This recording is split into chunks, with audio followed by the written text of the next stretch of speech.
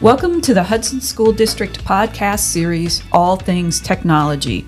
Secure your world, keeping your online self safe. October is Cybersecurity Awareness Month. Today we have Amanda McCarthy from our IT department joining us to talk about cybersecurity and offer some suggestions on creating safe online practices at home and when you access the internet in public places. Welcome, Amanda. Thanks for having me. There are so many things to consider when we talk about cybersecurity. Let's jump into the pond and start with phishing. Yeah, phishing is really something that's become much more prevalent in the cybersecurity world. And we're going to start with just what is it? Phishing is a scam, and it's criminals who use the trick to get you to give up your personal information or some sort of confidential data. And the whole intention of phishing is just to steal or spy on other people. And so people do it to steal your credentials. They will use phishing to install malware or bad software that tracks you or takes your information, or to divert resources. They're going to take your money out of your bank and they're going to put it somewhere else for their benefit. But over the course of years, it has become much more prevalent in our email boxes. And so right now, the statistic that's out there is we have about 3.5 billion phishing emails sent every single day. Wow. And they're sent, they're sent to every business. They're sent to the general public. But 94% of those are delivering malware. And so those are things we don't want on our devices. It makes them unsafe. Often they're disguised as a Microsoft Office document that would seem just not problematic in your environment on a typical day. But when it includes the malware, it becomes problematic. And then about a third of all of our information breaches involve phishing or some sort of breach that's made with stolen credentials. So it becomes a significant security risk in our environment, especially when we have all kinds of student data and adult data in our systems. So when I think about my own personal emails and in my interactions on the internet, so what are some of those things that I'm going to look for that might be those red flags? Yeah, and there actually are some things that you can look for really easily. I think a lot of people feel like, I can't touch that email, I'm not sure, I can't click on anything, and we live in this state of fear, and we don't want to do that. And so what we want to be able to do is equip everyone with some things to look for. So first, look at the subject. Often these phishing emails are sensationalized. They are meant to provoke an emotional response. People want to scare you. They want to make you worry. They want to make you feel nervous. Look at who the email's coming from. We often see senders that we're not expecting, or we get an email from a person who doesn't match an organization. If it's from Amanda McCarthy at UPS, you know Amanda McCarthy's in the Hudson School District, not necessarily working for UPS, and that becomes a red flag. Typically, we see generic greetings being problematic, dear customer versus dear Amanda. A legitimate organization will know your name, and they will strive to personalize that message. And so when you see that general message, it becomes problematic. Also, often in phishing emails, people are pressured to take action. We are looking for a deadline. We are threatening people with sometimes very extreme claims. And when we see those pressure pieces in the email, the pressure points, those are often indicators that it's a phishing situation, and approach with caution. Anytime we see a link in an email, we should question it and we should wonder, is it real? One of the things we know that you can do is you can hover over that link. Don't actually click it, but if you hover over it in the bottom left-hand corner of your browser, it'll tell you where it's directing to. And so that's a great way to see where this link is taking you and whether or not it is actually safe to click on it. And then the last piece that we want to be aware of is linked attachments. Typically, malware comes through these PDFs, or like I said earlier, a linked document, a linked attachment. Don't open it. If it has any of those red flags, don't click on it. Don't open it, because often it's going to take you somewhere that you don't actually want to go.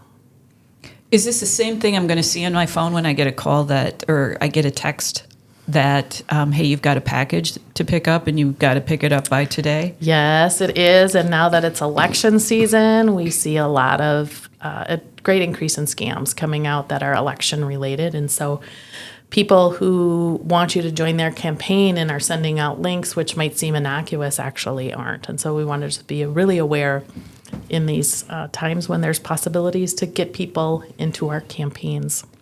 We don't want to click on the links or open the attachments. So let's talk a little bit about those things that we can do to protect ourselves. Yeah, one of the best things you can do is use strong passwords and then don't repeat the passwords on all of your devices. It's interesting to know, and some of you might be guilty of this too, but the most common passwords are actually the word password followed by 1, 2, 3, 4, 5. So I know many of us have done it, but we want to keep those common pieces of information that people can find somewhere out of our passwords. Your child's name, your address. The other thing to be really thoughtful about is what are you putting out on social media? So if on my child's birthday, I put out on social media, "Happy birthday, Frank," the whole world knows that Frank's birthday is on September 27th. And so they're going to mine that information out of social media to say, "Oh, Amanda McCarthy has a child named Frank and his birthday is on September 27th." And then there's actually programs that they can just put all the information in, and it'll give them a set of passwords that might be possibilities, and then they'll start trying to log into my information. So we want to be really thoughtful about what we're putting out there into the world that's public that people could use then to create passwords. I think the real world parallel to passwords is the locks on our doors. So we lock the door and we put away the key. But when you don't have a strong password, it's like locking a door and hanging the key right next to the door, which none of us would ever do. So why would we do that with our passwords? So what we want to do is first, to make a stronger password, it's about length and adding characters or spaces. 10 plus characters, 16 characters in your password would even be better. And I think a lot of people think, "Oh, how am I going to remember it? I don't want to have all those different passwords." But if you can create a sentence or a phrase, people often find that more easy to remember. It's tomato season, and then add characters or numbers and spaces into that phrase.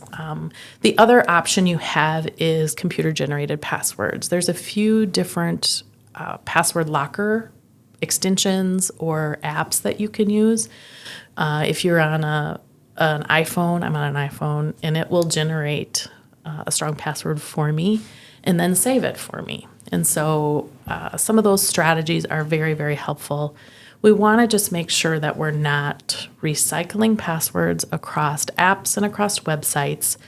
But I really have found that the password management tools have been very, very helpful to both generate a strong password, but also store them for me. So I need to remember one strong password for my password manager. And then my password manager is remembering all the rest. But I also am very intentional about making sure that my password manager has multi-factor authentication on it, because then it secures my passwords with another layer. So multi-factor authentication, what is that? Yes. So multi-factor authentication is basically saying you need to have multiple ways to authenticate yourself in order to get in. So typically it's something you know, maybe a PIN or a security question, something you have, maybe an authentication application or a confirmation on your phone, and then something maybe you are, your fingerprint, your Face ID. So when you log in with your password, and then it says, "We're going to send you a code." So you can't just get in with a password. You have to have the password and the code. We refer to it as multi-factor authentication or two-factor. So you need to have two different factors in order to get into your account. Most platforms will have the opportunity to set it up. you might need to go into your security settings and turn it on. But there are so many tools available to us now. I have basically an authenticator app that lives on my phone, and I connect it to the program. And so when I need to get into the program, it says, here's your sign-in information, and then I enter the code from my authenticator app into the program, and it says, okay, now we have the two things. You are who you say you are, and it gets you in. Awesome. So some of the things that ongoing that we need to do, thinking about updates on our systems, our phones, on our computers, what suggestions do you have in helping folks in that end? Yeah, so software updates are really, really important. And I think that thing that it's kind of a thorn in our side. Nobody wants to have to restart their computer. Nobody wants to lose where they're at and what they're working on. But what happens on the backside that I think many people don't realize is that vendors are constantly testing their software, and they find these points of weaknesses. And when they find the points of weaknesses, they have to patch them. And so they send out the fix to the area that they have found that's vulnerable. And that update that you get on your phone, on your computer, it patches those vulnerable points. And so we want to update our web browsers. We want to update Google or Netscape Navigator or Firefox, whatever it is you're using. We want to update those browsers because then we know our security is the most up-to-date we can. As soon as you get that notification that says your phone should be updated, update it. Because although it's going to be some time that you put into it, it actually adds a layer of safety and security to your phone because you know that it has the most recent security information on it. Many applications and web browsers allow you to enable automated updates. And so you'll wake up in the morning and it'll say, we updated your phone last night, or we updated your device. But depending on the operating system you're in or the web browser you're in, there's some things that you start to see. If you're in Windows 10, on the bottom right-hand corner, you get a dot. And it starts as an orange dot when you need to restart your computer. And over time, it turns into a red dot. But if you see those dots, you want to restart your computer because that will add those layers of security. And although they're just a pain in the neck to do because it takes time and you lose your place when you're working, but it really is critical to make sure that your software is updated on the regular. Any other items that you want folks to be thinking about during Cybersecurity Month? I think the last thing I would offer is to just think carefully before you click on any link. We are seeing a lot of just spammy type things come out, asking people to change their password or verify personal information, whether in a text message or a phone call. And sometimes these links will impersonate people that are familiar to you, your boss, your email service, a bank, or a friend. And sometimes they're even so malicious to claim that you have been a victim and you should change your password. We need to verify your personal information because you've been a victim of the crime.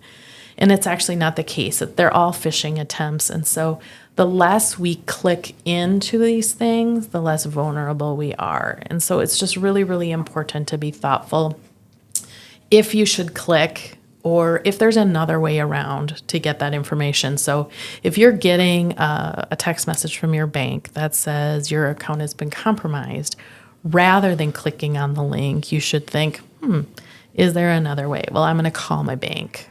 And I'm going to use the number on the back of my card, and I'm going to call my bank and ask them. I've had it multiple times where I've gotten those, your account's been compromised, and I called my bank, and they said, no, we got nothing. And so then you realize really quickly that was a phishing attempt, and boy, they wanted a lot of very secure information that they don't need. And so follow your instincts, but thinking before you click will really just eliminate some of those hazards that are in your way. thank you for sharing those tips today. But as you're talking, I'm thinking about our parents and kids. And given it is Cybersecurity Month, would you be willing to come back and talk more about tips for parents and keeping kids safe on the internet? I think that would be amazing, because the more technology changes and the more developed things become, I think it becomes a really interesting landscape for our families to try to parent our kids. So I think it'd be a great topic. In October, being Cybersecurity Month, is a great opportunity. Check out the Hudson School District's full podcast library on our website, hudsonraiders.org, under the Families tab. If you have questions, send us an email at connections@hudsonraiders.org.